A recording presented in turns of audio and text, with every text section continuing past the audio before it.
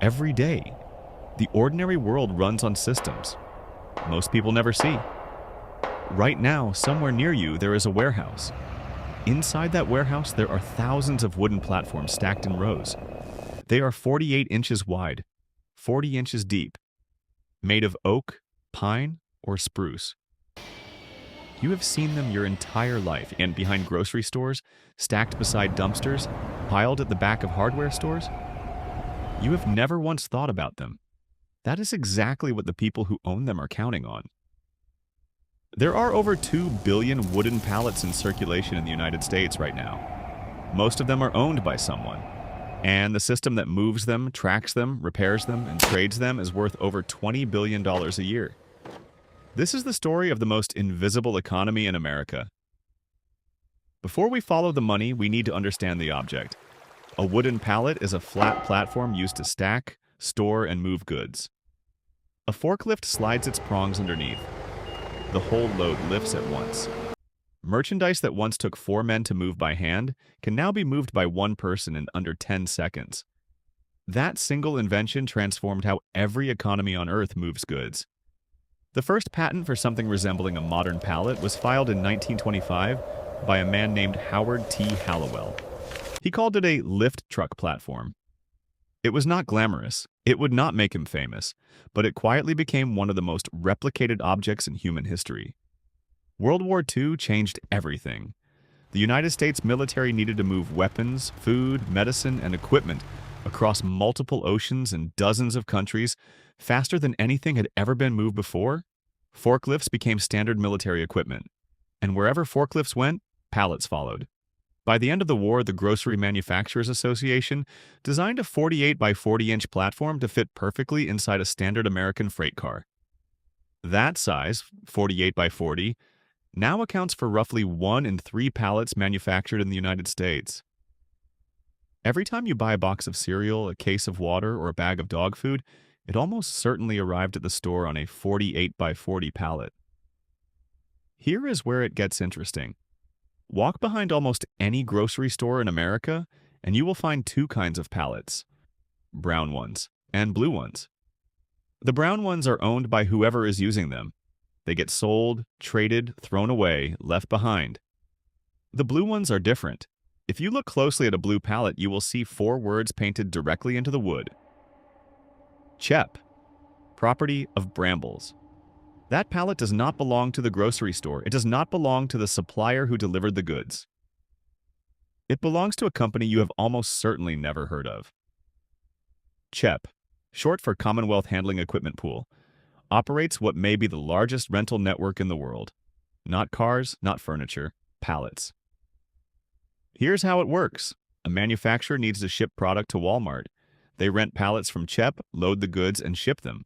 Walmart receives the pallets, unloads the product, and is responsible for returning them to a CHEP collection point. The manufacturer pays a rental fee. CHEP retrieves the pallet, inspects it, repairs it, and rents it out again. CHEP manages hundreds of millions of pallets across 60 countries. Their blue pallets are accepted by 24,000 retailers across North America alone. The company was born from the wreckage of World War II. When American troops left Australia in 1945, they left millions of blue pallets behind at military bases. The Australian government kept the operation running, eventually selling it to a company called Brambles, which still owns CHEP today. A 75-year-old pallet empire. Started with pallets left behind by soldiers. CHEP is one part of this world. The other part is harder to see, and in some ways, more interesting. Running quietly alongside the formal pallet industry is a vast informal market. A shadow economy made of pickup trucks, backlot negotiations, and people who figured out that most businesses will pay to get rid of something that everyone else is quietly getting rich from. Here is how it works at the ground level. Businesses receive goods on pallets. They do not need the pallets. Many of them are happy to give them away for free or sell them for as little as $2 each, just to clear the space. A pallet recycler picks those up, sorts them, repairs the damaged ones, and resells them. The math is simple and the margins are real. Sell 100 pallets a week at $10 each. That is $1,000 a week in revenue with almost no cost of goods. Scale to 500 pallets a week, and you have a business generating over $2 million a year with a truck, a yard, and a few employees. One pallet manufacturer listed for sale recently showed gross revenues of $225,000 per year with over $80,000 in cash flow, and the entire operation ran with a single employee. Another established company with 30 years of history was listed for $3.25 million. These are not garage side hustles. This is an industry. The United States consumes over 1 billion wooden pallets every single year.